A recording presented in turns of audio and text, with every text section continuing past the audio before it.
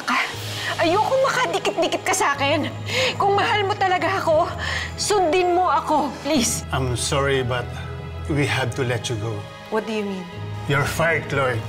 Why are you firing me? Bukod sa nangyaring gulo sa restaurant kahapon, alam mo namang bawal ang magkaroon ng affair kahit sa opisina. Tinanggal si Chloe sa trabaho.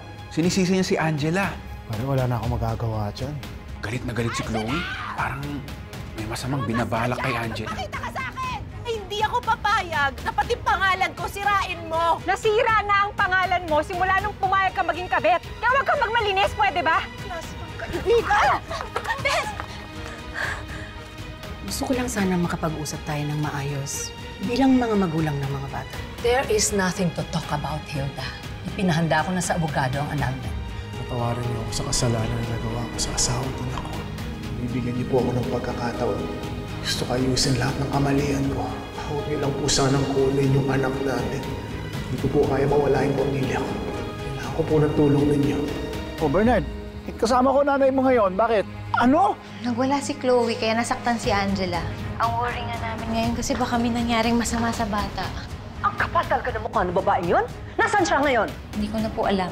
That girl's going to pay. Inagaw na nga niyang asawa ng anak ko, pati ba naman ang apo ko, idadamay niya?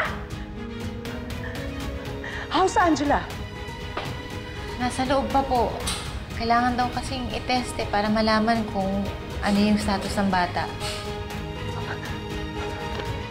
Okay.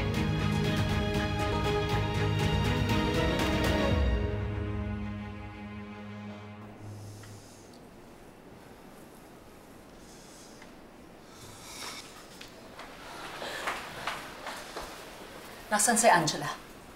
Nasa ultrasound po. This is all your fault. Dahil sa kasalanan mo, ang anak ko at ang apo ko ang nagsasuffer.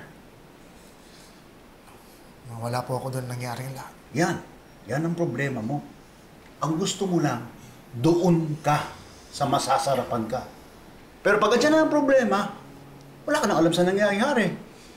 Mabuti pa, umalis ka na lang, wala ka namang magagawa. Pinagsisimulan ka lang ng gulo. Pamilya ko po yung nasa loob. Hindi ko naman sila pwede iwan. Wala akong panahon para makipagdiskusyon sa'yo. Baka maubos pa ang pasensya ko na hindi ako makapagpigil sa'yo. Baka hindi ko naman po maaalis yung galit niyo sa akin. Nagkaroon na po ako ng kasalanan dati. At pag iniwan ko po sila ngayon, parang nagkaroon na naman ako ng isa pang kasalanan. Hindi ka kailangan ni Angela.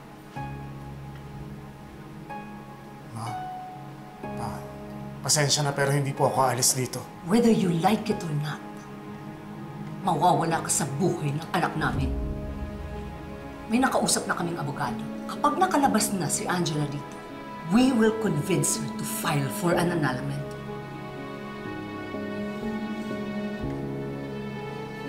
Huwag naman po ganun. Huwag niyo naman po gawin yun. Bitiwan mo ang asawa ko! Wala kang respeto! Pagkatapos mong patulan yung kaibigan ng anak ko, may lakas ng loob ka pa magpakita rito? Ang kapal ng mukha mo. Para yan kay Angela!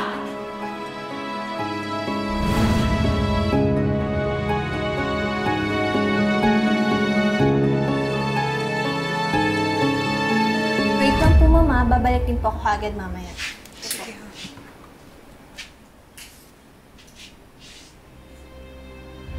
Ano sila mo? Kuya! Ayaw to!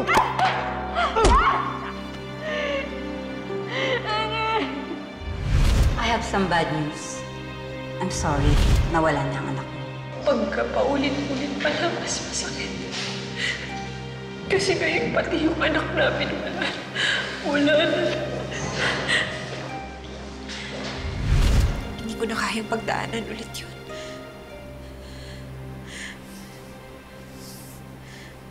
Anak. Sorry, anak. Nadamay ka pa sa gulo. Pero please, huwag kang bibitaw, ha? Huwag mo akong iiwan. Huwag kang mawawala sa akin dahil hindi ko kakayanin.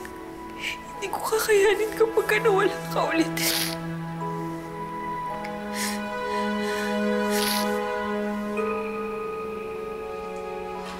Angela Neil. Doc, kumusta na si Angela? Ligtas po ba ang apo ko? Hindi pa po tapos ang lahat ng test. And I can only allow one visitor for now. Ako po. I'm her mother. Ako po yung asawa. You come with me. Wait, Doc. Kami po ang parents ng pasyente. Sorry, but we would prefer the husband to be there. Lalo na po at baby nila yung concern.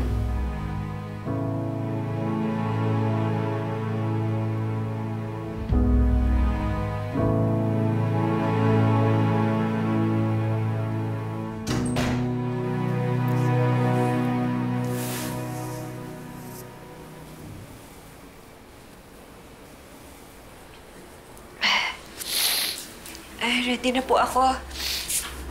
Mabuti naman at handa ka na. Nay. Ano po yung kailangan kong paghandaan? Kinalulungkot, Chloe. Pero hindi pa tapos ang pinagdadaanan. Susubukin kayong muli ng panahon. Anong ibig niyo sabihin? Pagsubok na naman? Umamin nga kayo sa akin, pinaglalaroan niyo ba ako? Huwag. Huwag mong pwersahin ang sarili mo. Huwag niyo rin akong paglaruan. Pagod na ako. Sino na naman yung mawawala sa akin ng paulit-ulit yung anak ko? Kahit kailan, hindi ko pinaglaruan ang buhay mo, Angela. Patawad kung yun ang inakala mo.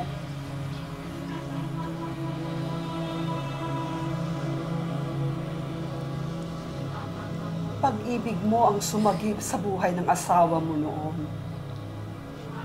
Ngayon, pag-ibig din ang kailangang mangibabaw para malampasan ang parating na pagsubok para muling mabuo ang pamilya